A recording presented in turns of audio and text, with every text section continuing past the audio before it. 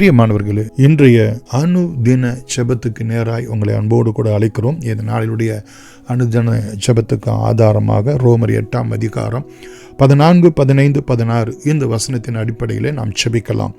மகா இரக்கமும் கிருபையும் உள்ள எங்கள் அன்பின் பிதாவே, எங்கள் ஒவ்வொருவரையும் தேவனுடைய புத்திரர்களாக, தேவனுடைய பிள்ளைகளாக ஆண்டவரே, நாங்கள் இந்த பூமியிலே விளங்குவதற்காக நீர் எங்களுக்கு பரிசுத்த ஆவியானவரை கொடுத்திருக்கிற தயவுக்காய் நாங்கள் உம்மை நன்றியோடு கூட ஸ்தோத்திரிக்கிறோம்.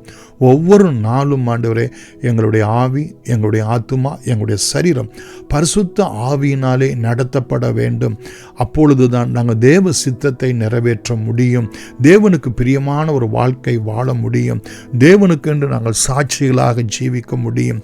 இந்த உலகம் மாமிசம் பிசாசுக்கு அடுத்த பிள்ளைகளாக நாங்கள் அக்கிரமத்தின் பிள்ளைகளாக இராதபடிக்கு நாங்கள் பரிசுத்தருடைய பிள்ளைகளாய், வெளிச்சத்தின் பிள்ளைகளாய், ஒளியின் பிள்ளைகளாய், நீதியின் பிள்ளைகளாய் இந்த பூமியிலே விளங்குவதற்கு தகப்பனே, தேவனுடைய புத்திரர் என்று சொல்லி நாங்கள் அழைக்கப்படுவதற்கு ஆண்டவரே, ஒவ்வொரு நாளும் கர்த்தருடைய ஆவியானவர் பரிசுத்த ஆவியினாலே நாங்கள் நடத்தப்பட ஆண்டவர் எங்களுக்கு நித்தமும் அனுகிரகம் செய்தருளும்படி எங்களை தாழ்த்தி ஒப்பு கொடுக்கிறோம் சுவாமி.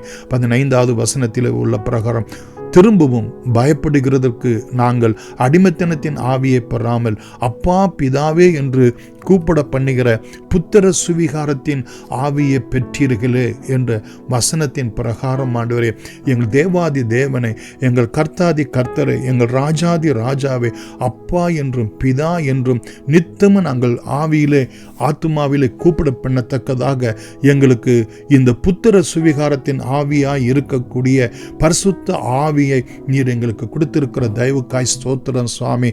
நாங்கள் இந்த உலகத்திலே பயந்து ஜீவிப்பதற்கு ஏதுவாய் இராதபடிக்கு நாங்கள் அடிமைத்தனத்தின் ஆவியை பெறாமல், உலகம் மாமிசம் பிசாசுக்கு பயந்து நடக்கக்கூடாதபடிக்கு நாங்கள் அடிமைத்தனத்தின் ஆவியை பெறாமல் ஆண்டவரே, எங்கள் தேவன் எங்களோடு கூட இருக்கிறார். அவர் எங்களுக்காக யாவற்றையும் செய்து முடிப்பார்.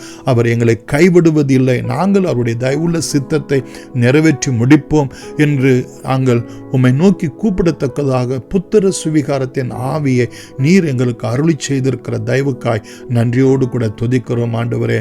16வது வசனத்தின் பிரகாரம் நாம் தேவனுடைய பிள்ளைகளாக இருக்கிறோம் என்று ஆவியானவர் தாமே நம்முடைய ஆவியுடனே கூட சாட்சி கொடுக்கிறார். அதற்காகவுமே நன்றியோடு கூட துதிக்கிறோம் ஆண்டவரே.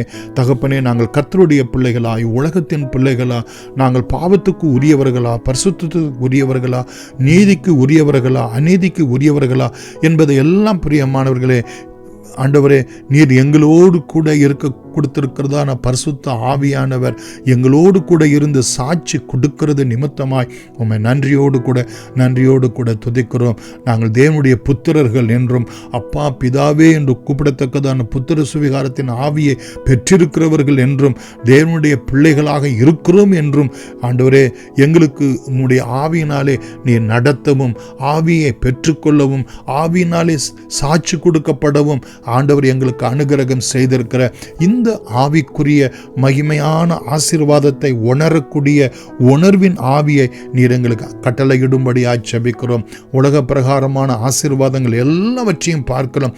இந்த ஆவிக்குரிய ஆசீர்வாதத்தினாலே நித்தமும் நிரப்பப்பட ஆண்டவரே, சந்ததியாய் எங்களுக்கு கிருபை பாராட்டி உம்முடைய நாமத்தை மகிமைப்படுத்தும்படி இயேசுவின் நாமத்தில் நன்றியோடு கூட வேண்டுகிறோம். எங்கள் ஜீவனும் இரக்கமும் உள்ள அன்பின் பிதாவே, ஆமென். God bless you.